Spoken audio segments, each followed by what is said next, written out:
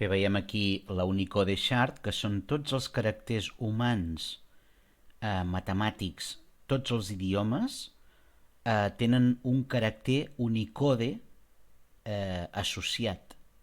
Aquí podem veure que el bàsic latin correspon al ASCII, però hi ha caràcters xinesos, àrabs, etc.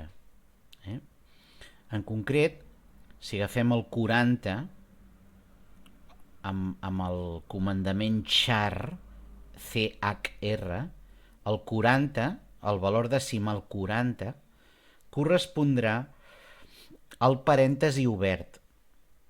Aleshores, curiosament, el caràcter 40 correspon al parèntesi obert.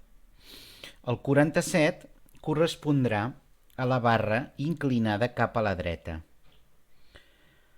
Aleshores, ens pot sonar, mirant això, que com que 47 és la representació decimal de la barra i 40 del parèntesi, és més petit el parèntesi que la barra inclinada cap a la dreta. Per tant, podem comparar directament caràcters i ens dona true.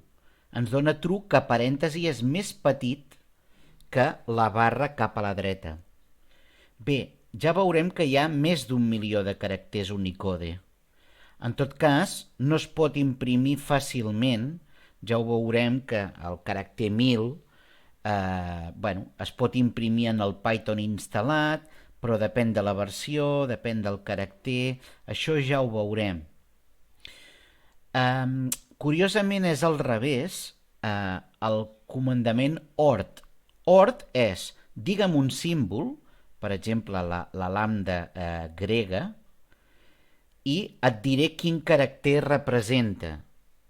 En concret, l'ordinal de la lambda grega, ara veurem que és el 955. Per tant, si féssim char de 955 i no tinguéssim problemes de visualització, podríem imprimir la lambda, o l'error, char de 1009.